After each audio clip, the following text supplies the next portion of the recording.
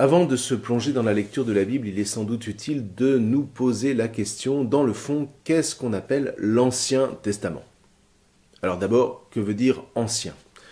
Et pour nos esprits d'occidentaux du XXIe siècle, c'est assez difficile à comprendre parce que ce qui est ancien, c'est soit ce qui est vieux, ce qui est âgé, comme on parle d'un meuble ancien, alors on suggère quand même par là qu'il a une certaine valeur. Ancien, ça peut aussi vouloir dire ce qui a existé il y a longtemps mais qui n'existe plus, comme on parle par exemple des temps anciens.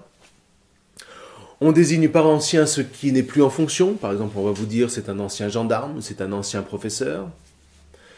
On peut désigner encore quelqu'un qui a de l'ancienneté. Je vous présente le membre le plus ancien de notre association. On peut aussi désigner de la sorte ce qui est vétuste, ce qui est archaïque, ce qui est obsolète, dépassé. Voilà, on parle des anciennes machines à écrire par rapport aux ordinateurs, ou alors vous parlez des anciens disques vinyles par rapport aux CD, enfin voilà, j'en oublie sûrement, mais vous voyez que le sens ancien est assez riche.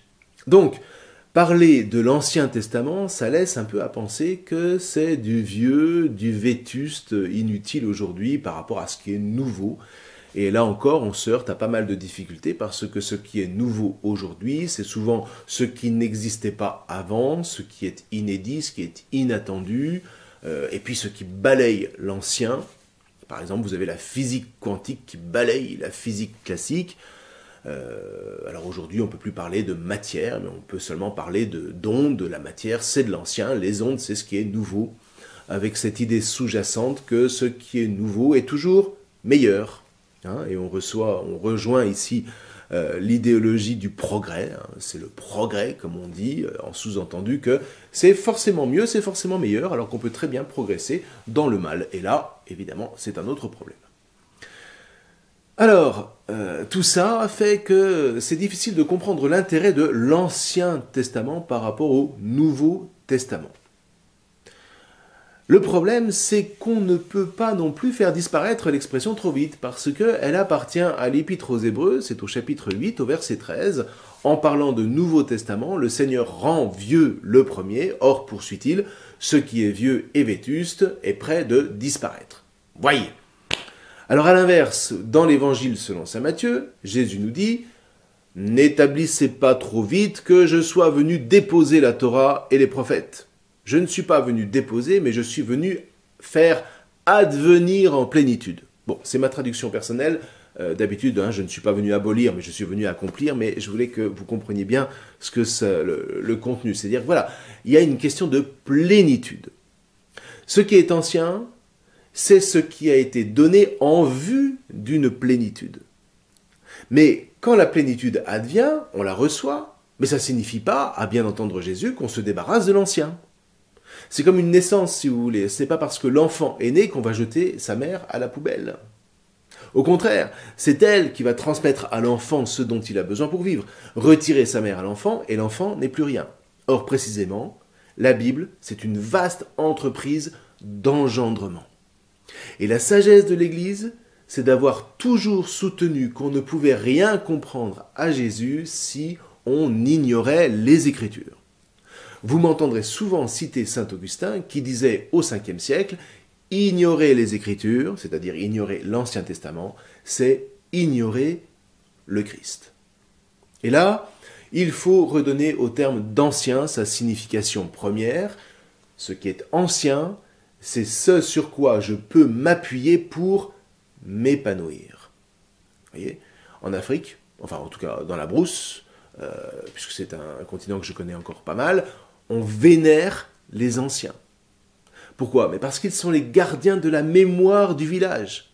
Effacez la mémoire et vous n'avez même plus d'identité. Alors si on prend une image un peu plus contemporaine, c'est une image, attention. Vous effacez la mémoire de votre ordinateur, qu'est-ce qui vous reste? Plus rien. L'ordinateur ne fonctionne plus. Eh bien, vous voyez, l'Ancien Testament, c'est la mémoire, c'est un peu le disque dur de la révélation. Pas plus que vous ne pensez à votre disque dur pendant que vous utilisez votre ordinateur, vous ne pensez à l'Ancien Testament en lisant le Nouveau. Et pourtant, sans l'Ancien, vous ne comprenez rien au Nouveau Testament. Pire même, vous faites du Nouveau Testament une sorte de réservoir de morale, mais sans saveur, sans odeur, et surtout formidablement ennuyeux. Alors que plus vous connaissez l'Ancien Testament et plus vous recueillez la mémoire qui est inscrite en lui, et que nos anciens, pour le coup, ont pris le temps, patiemment, minutieusement, de mettre par écrit, et mieux vous savez recueillir tout ce que le Nouveau Testament fait jaillir en plénitude. Voilà, j'espère que ces quelques notes sur ce qu'on appelle l'Ancien Testament vous auront un peu éclairé. La prochaine fois, évidemment, on ira un peu plus voir ce qui constitue l'Ancien Testament, comment est-ce qu'il a été élaboré au fil des générations. Mais vous voyez déjà que réfléchir sur le sens de ce mot Ancien Testament nous entraîne à relativiser ce que spontanément on aurait tendance à penser, comme quoi ce serait quelque chose qui serait déjà obsolète. Non, non, non. L'Ancien Testament, c'est vraiment ce sur quoi il faut nous appuyer pour lire le Nouveau Testament. Lorsque Jésus va parler, il ne va parler qu'à partir de l'Ancien Testament. Donc, un des travaux les plus importants du chrétien, c'est vraiment de se plonger dans l'Ancien Testament, de se laisser enseigner par lui, de façon à mieux entrer dans la profondeur et dans la lumière du Nouveau. Voilà, je vous remercie.